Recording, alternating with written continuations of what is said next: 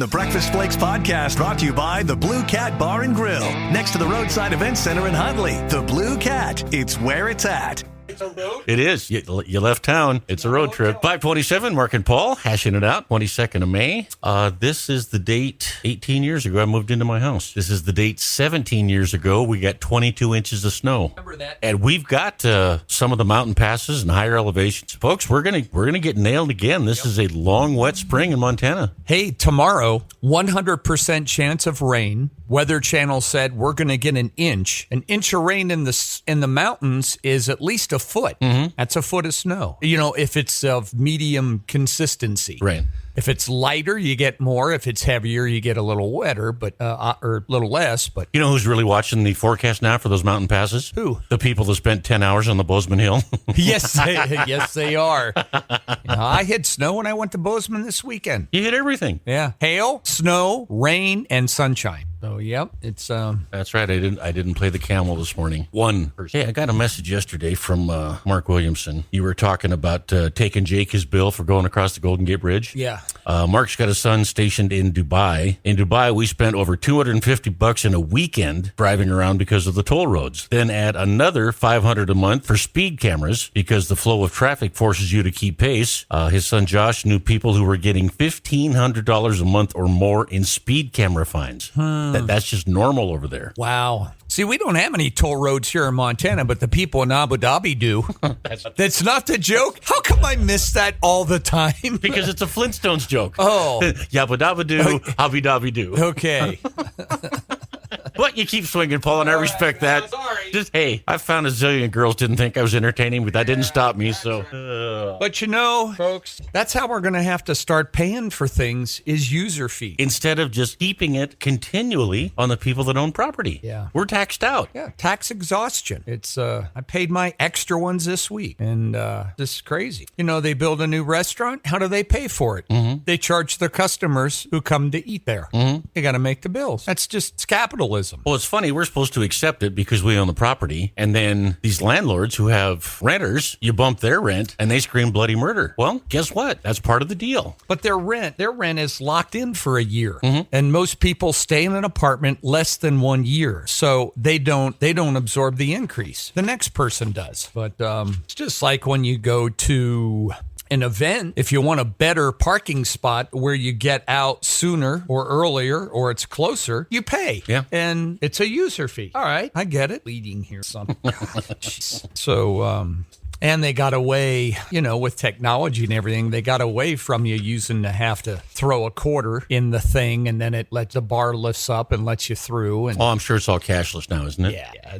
They just all charge your plates and take pictures of you and, you know, get your social security number and all that horse crap while you go through. God knows what they're collecting on you. Yeah, that new Schmitty's car wash I joined, you don't put a sticker on your windshield. Mm-hmm. It captures a picture of your license plate. That's how it knows.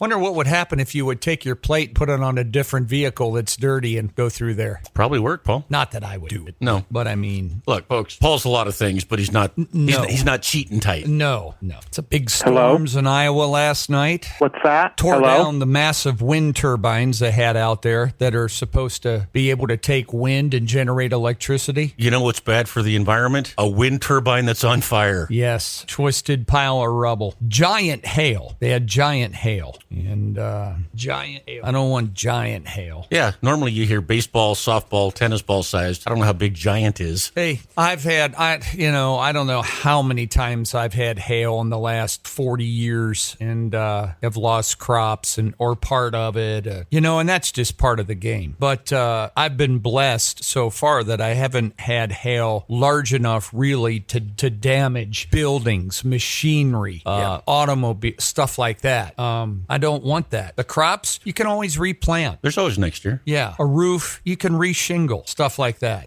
But I mean, large hail. When I tore that log cabin down that was out there when I first bought that place, and that hailstorm in 48 came through, and there was soft softball size hail. I'm telling you folks, it was something to see the west side of the roof of that log cabin, because about every 2.5 feet there was a hole that big around that had gone through the plywood and it splintered it. I thought, what the hell was that? Found out it was the hailstorm in 48. So you know. You know what you did right there? You talk like an old guy. You don't put the 19 in front of it. Well, yeah. Well, that's because we that haven't was a had hell of a storm back in 48. We haven't had another 48 yet.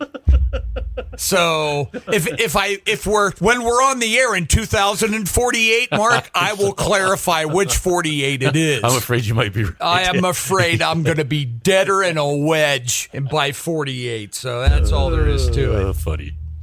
23 tornado reports. Residents help each other salvage furniture. Doesn't do you any good if the house isn't livable. But people, when that happens, they feel like they have to do something. It's just a natural instinct that kicks in. The wind blew so hard they had dust storms in Illinois. They had to shut down the interstate. People couldn't see. Oklahoma, Kansas hit their Sunday. Had a round last night or 2 nights ago in Colorado. But it's spring, and that's when we get the storms. We get them this time of year, every year, and we have for tens of thousands of years. It's just going to happen. Every year, we get the Pineapple Express that comes out of the Pacific and hits California. Every year. Some year it's worse, some years it's not. But it happens every year. Every year you get nor'easters. Every year you get hurricanes. Every single year. No matter what we do. And you can't predict the number. Right. No matter if you use a paper straw or a plastic straw, you're still going to get hurricanes. They try to, but the worst ones are at night. You can't see them coming. People are sleeping. They don't get the warnings unless they have the thing on their phone, that the alarm that goes off or anything like that. But it twisted stuff up there yesterday. But we'll get some snow, no doubt about it. Upper elevations. There's people already hitting the road. I saw them yesterday. Campers, boats heading out. You know, Thursday will be a DO day this week. And what? Well, we have people that work here every day is a DO day, but this is especially big on the DO. Well, yeah, Thursday's the day, because usually Friday's DO day. But since it's a holiday weekend, that Thursday will be the DO day, because a lot of people will just shut down on Friday and take off early anyway. Because, see, 3-day weekends are now 4-day weekends. Oh, minimum. Yeah, that's the way it works all the time. It's just the way we are now. Well, what did Joe Biden do yesterday, folks, to try to buy some more votes? They're kind of worried because they've used our Justice Department and the courts to go after their main political opponent because, see, he's the threat to democracy. They've used we found out yesterday, the FBI, it was okayed for them to use deadly force when they raid Mar-a-Lago. What the hell is that? So they went in, and you got these guys that raided Melania Trump's panty drawers and Barron's room, all that, as they once again try to wipe out their political opponent. They're a threat to America, no doubt about it. So what did Biden do yesterday? Well, he did a couple things. He knows he's in the tank, and so he's doing every crooked-ass trick he can in the book to buy votes. And yesterday, they released 1 million barrels from the northeastern reserves established after Superstorm Sandy to try to lower the prices at the pump for the holiday. What an a-hole, folks. You know, our strategic oil reserves are for emergencies. Memorial Day is not an emergency. Completely agree. Not an emergency. Those are for emergencies. You know, a big storm hits the Northeast and damages a refinery or anything like that. That's why we have reserves, to keep America moving and rolling. Not for vacation. That's not what these are for. But he did it anyway. Energy Secretary Jennifer Granholm said the move is intended to lower costs for American families and consumers in time for the summer driving season. Hey, Jennifer Granholm, you yo-yo. If people are strapped and can't afford things, they should not be vacationing. Right. That's not what they're for. Prices are 6 cents a gallon higher than they were a year ago. So he did that yesterday. Well, he was told he was going to do it yesterday. You know what else he did yesterday? Biden administration decided yesterday, just pulled one right out of his butt and decided, I'm going to cancel some more student loans. Another 160,000 borrowers. Yep. So he had his little minion at the education department announce another round of loan cancellation. $7.7 billion of free money going to kids who borrowed money in a legal contract and will not pay it back. With that action, folks, are you sitting down for this? Joe Biden and the Democrats have canceled. And once again, here's another word. Here's another word. I talk about it all the time. Hush money. No, it's a non-disclosure agreement. Child care. No, it's babysitting. Canceled. No, it's not canceled. It's transferred. That's right. Congratulations. Even though you didn't go to college, you now have a student loan payment. That money owed is not is canceled. It had to be paid. That money was taken out of the Treasury and it was paid to colleges and universities. So that money has to be paid for. So they transfer it. They don't cancel it. They transfer it. So far, you had that yesterday, $167 billion for 5 million Americans. 5 million. They have just given 5 million young skulls of mush that are running around the country saying death to the Jews and death to America. $167 billion. $167 billion. Divide that by 5 million. What is that? Over $30,000 a student? $30,000 of free cash to kids who are chanting death to America, or kids that went to college and took gender studies and can't make a living, have bought cars and other things, but the student loan is what's really, knocking them down. They transferred that debt to you. And you know what? Does anybody ever ask the Biden administration this? Folks, how come they don't cancel the loans for anybody that went to a trade school? Great question. They don't cancel their loans. If you borrowed the money and you went to the Billings college out there on the West End, and you became a nurse in 2 years, or you became an auto mechanic, an ASE certified auto mechanic. They're not canceling those loans. No. Those loans aren't canceled. $167 billion, folks, almost a fifth of $1 trillion has now been transferred to you. You pay it for those kids who borrowed the money. It's too hard. I can't pay it back. I've got so many other bills. Boo-hoo, boo-hoo. You borrowed it. That's right. And once again, your president, you Democrats, you should all be on board for this. He allocated a fifth of $1 trillion and bypassed Congress, and the Supreme Court said you can't do it. And what are they doing? Doing it anyway. They just keep doing it. But wait, nobody's above the law here, right? What a piece of you-know-what. Filthy dung. Transferring the money they owe onto you. Why aren't they canceling? Why aren't they canceling taxes? Because that's our main revenue stream, and we can just keep going back to those people that pay that as much as we want. And if you don't pay it, we will send an IRS agent armed with an AR-15 to your front door to get it. Taxes, money owed to the government. A student loan, money owed to the government. They cancel that one and not cancel the other. Why, I wonder. What a crooked ass SOB. Ask John Tester about that. Ask John Tester that. Mr. Tester, how do you feel about transferring $167 billion of debt to hardworking Montanans who have been here for generations? Ask him that question. Nobody asked him that. Oh, by the way, the new John Tester commercials now, I see it stars Casey, what's his name, from KTVQ. Oh, that infuriates me. Me too. And another, some other... The kid out of Missoula. And there's a no-name guy from First News or from... Nonstop Local. Yeah. That are all in there telling you about Tim Sheehy faking a shot to the arm or something. What, did they get permission from those guys to use that in their ad? Must have.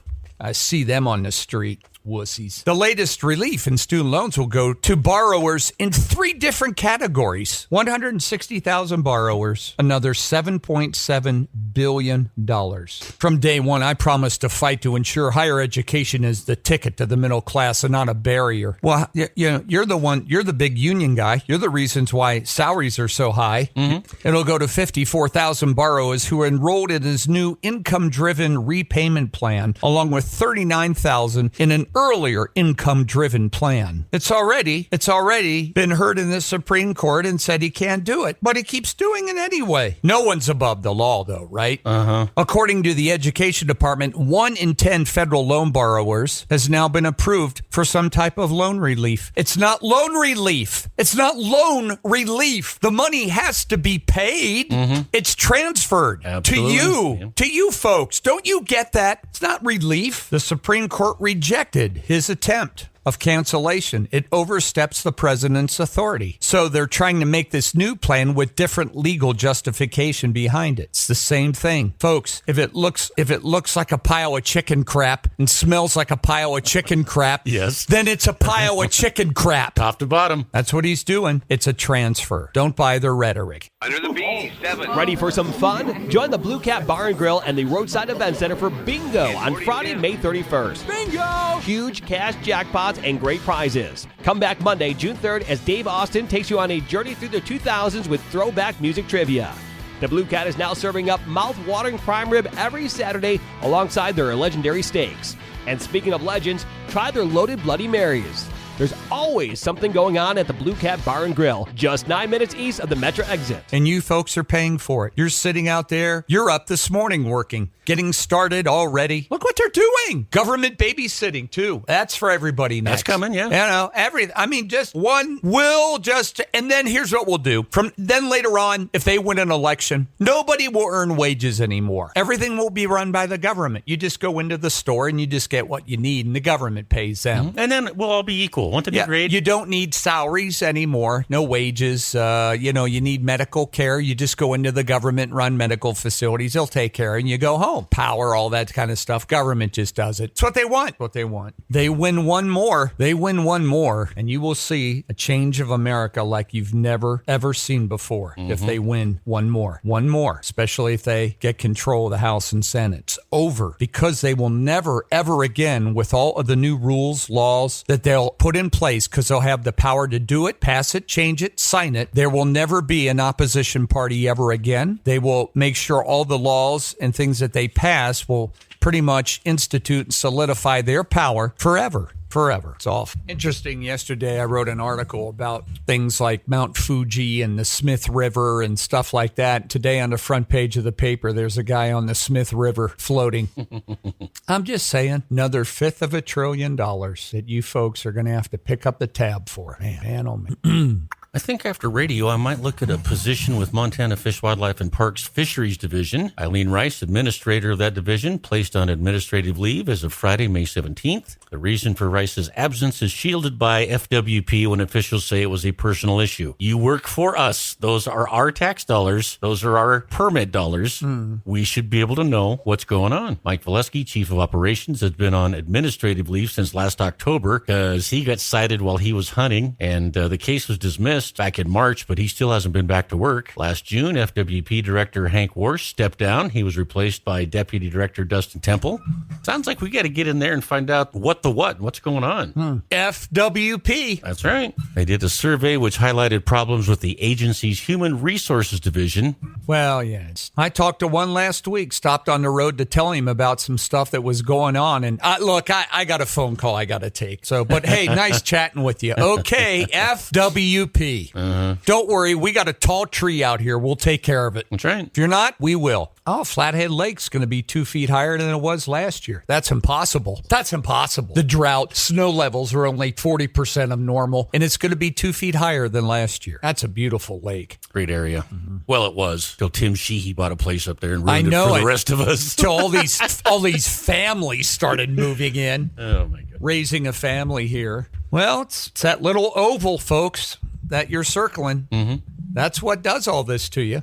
You know, one of the things I turned in my ballot earlier in the week, but one of the things you'll be voting on, there's another thing in there where they are asking for your permission to levy some more money for about $500,000 to study our government. decide whether or not your local government needs to be reviewed. Groups have formed in support of these reviews, places like Billings and Bozeman, as the counties are going through changes, population growth, things like that. The reviews focus basically on the legislative powers, which are held by our city council, county board of commissioners, or an elected group there. It reviews our branch functions, running the operations of our city and county, that kind of thing. And they study it to find out, okay, what's working, what isn't, what might work better, let's try it. If voters approve a review for a particular government, whether it be ours or Bozeman's, or a study commission is elected to review the changes, residents who are eligible to hold elected offices in their jurisdiction, you can file to join the commission. And once again, that process is funded by a property tax levy. The one they're running here is about $500,000. Some communities are content with their form of government. I would venture to say that people that live here in Yellowstone County in our area, only 10% of the people probably have any idea how our rules and laws work in our city and our county. Mm-hmm. The rest are oblivious to the fact. All they care about is where the pot shops are, if their student loans are going to be canceled, where are we going drinking this weekend, that kind of stuff. Could give a rat's ass about what kind of government we run. And they should, but they don't. They don't. Anyway, it's they study your local government, basically, is what they do. Bozeman has a city charter, for instance, that directs their city staff to carry out much of the legislation that comes from their city commission. And they think that makes it harder for regular people to make change. Folks, you know, you have to understand what the role of government is. And the party that relies on government is so supportive of expansive government. Mm-hmm. That's the problem. Why do you think we're adding between 50,000 and 70,000 new government employees every month in this nation? Imagine that. A city the size of Bozeman, every month we are adding that to the government payroll. Salary, their wages, Social Security contributions, unemployment we're paying for, their benefits, and their retirement every day until they are dead. Every month, we're adding 50 to 70,000 of those that you and I are paying for, besides all this other crap like student loans and all. Besides that, government has gone the exact opposite direction of what it was intended to do. Government was established 200 plus years ago to protect you, the American people, from tyranny. That's why it was created.